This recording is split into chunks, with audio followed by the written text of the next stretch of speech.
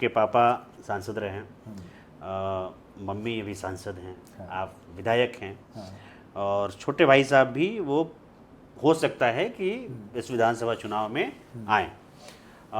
ऐसे में चेतन भाई, आप हमें आपसे ही हम सवाल करेंगे कि परिवारवाद को लेकर के जिस तरह की बातें होती हैं, परिवारवाद होता क्या है?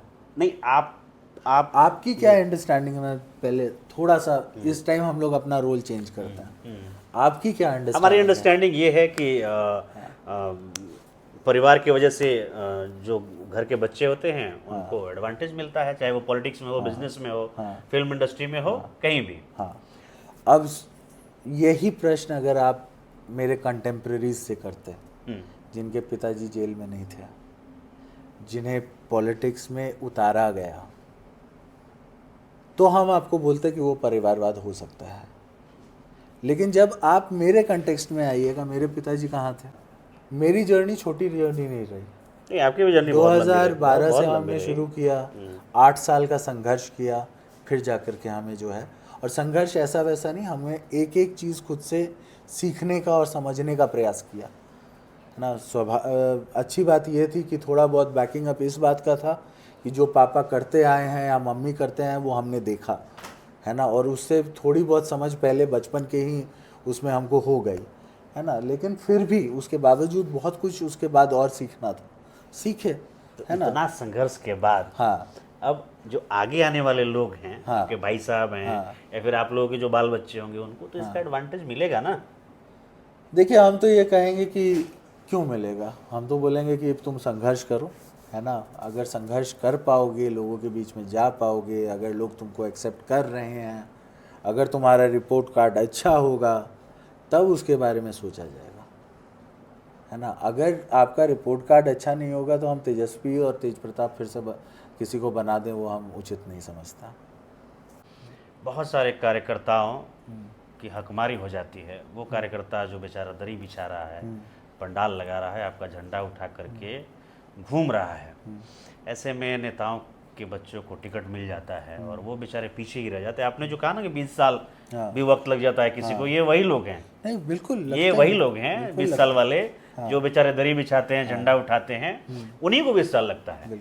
बाकी जो पॉलिटिकल बैकग्राउंड वाले लोग हैं उनको 20 साल का वक्त नहीं लगता। नहीं, उनसे देखिए, तो आप ये मानते हैं कि हकमारी होती है ऐसे में?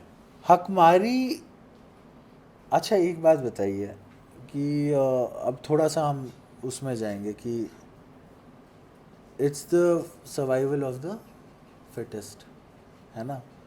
तो अगर आप ऐसे सोचिएगा कि मतलब कुछ लोगों को इतना टाइम लग जा रहा है, हम उसके संघर्ष को सलाम करते हैं। स्थिति ये है हाँ, कि ज़्यादातर पार्टियों को जब आप देखेंगे बिहार में, इवन भारतीय जनता पार्टी हो, जेडीयू हो, अच्छा सबसे टॉप नेम्स का बात करते हैं, जो हाँ, कम उम्र के जो लोग हैं, जैसे आपकी उम्र के जो लोग चुन करके सदन में आ रहे हैं, संसद में जा रहे हैं बिहार से, हाँ, आप उनमें नज़र दौड़ा करके देखिए कौन ऐसे लोग हैं जिनका कोई पॉलिटिकल बैकग्राउंड नहीं रहा है। अच्छा तेजस्वी सूर्या, हम बिहार की बात कर रहे हैं सर। नहीं हम आएंगे उधर भी, मोदी जी है ना, टॉप नेम्स पे जा रहे हैं, पहले योगी जी। अरे चेतन भाई, आपकी उम्र के लोग बिहार से कितने लोग हैं जिनका कोई पॉलिटिकल बैकग्राउंड नहीं रहा है? कितने बताइए? मैं तो आपको गिनवा सकता हूँ बहुत सारे ऐसे नाम जिनका पॉलिटिकल बैकग्राउंड है, फर्स्ट टाइम टिकट मिला सांसदी का, वो सांसद बनकर चले गए और गर्व से कह रहे हैं, और वो गर्व से कह रहे हैं कि हम सबसे कम उम्र के सांसद हैं। क्या कंट्रीब्यूशन है पॉलिटिक्स में, क्या कंट्रीब्यूशन है पार्टी में? देखिए, हम किसी के ऊपर व्यक्तिगत कटाक्ष, हम भी नाम नहीं ले रहे हैं, आप भी नाम मत लीजिए, करेंगे है ना। और बट ये तो स्थिति है बिहार की ना। अच्छा, इक्का दुक्का ऐसे अगर निकल गए, इक्का दुक्का निकल गए नहीं बॉस, इक्का दुक्का ऐसे लोगों को ही मौका मिल रहा है जो दरी उठाने वाले हैं, जो कार्यकर्ता हैं। क्या आप बात कर रहे हैं? अभी भी अगर आप बात कीजिएगा, अच्छा ठीक है, अब बिहार तो पार्टी वाइज बात कर लेते हैं। नहीं, बिहार की पॉलिटिक्स जब हम बात करते हैं तो रामविलास जी की पॉलिटिक्स कहाँ से शुरू हुई? जेपी आंदोलन से। उनकी पार्टी में क्या स्थिति है आप देखिए, अभी बाद में आएंगे उधर, पहले इधर आते हैं कि शुरुआत कहाँ से हो रही है। रामविलास जी कौन से एज में, बहुत यंग एज में बन करके गए है ना। लालू जी बहुत यंग एज में एमएलए बने। आपको क्या कहते हैं, नीतीश कुमार जी बहुत यंग एज में बने। आनंद मोहन जी जब 35 के एज के थे तब जा कर के वो पहली बार एमएलए बने, है ना। तो उन्होंने भी जो है यंग ही शुरू किया है ना। और इसमें आप यंग मैं वर्तमान की बात कर रहा हूँ, आप मुझे पीछे लेके जा रहे हैं। क्योंकि अभी पॉलिटिक्स, अभी चेतन भाई, आपकी उम्र के पॉलिटिक्स कितने लोग phases हैं। सदन में आ रहे हैं जिनका पॉलिटिकल बैकग्राउंड हम नहीं है। ये कह रहे हैं आप पॉलिटिक्स पार्टी वाइज जब happens- देखिएगा, हाँ, लोजपा को देखिए, हाँ। लोजपा में कौन लोग हैं? हाँ, अच्छा ठीक है, हम ये बोल रहे हैं पॉलिटिक्स फेजेस की आप बात हम होती पार्टी है। से आए हैं हाँ निकल करके, आप हम पार्टी में कौन लोग हैं? हाँ आप आरजेडी से निकल करके आए हैं, आरजेडी में कौन लोग हैं? ये तो आप खुद देख सकते हैं। अच्छा एक बात बताइए,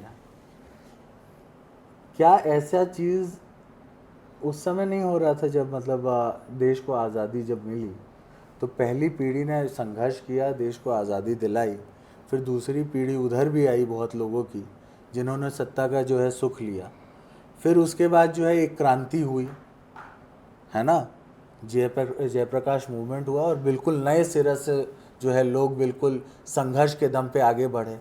फिर उसके बाद ऐसा फेज़ एक और आया जिसकी आप बात कर रहे हैं, जो अभी का वर्तमान फेज़ है ना, जिसमें उस चीज़ का कुछ लोगों को लाभ मिला, है ना।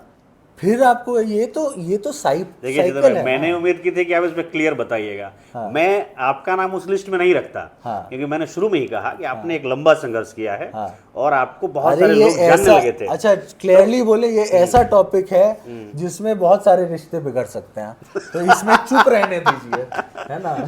हाँ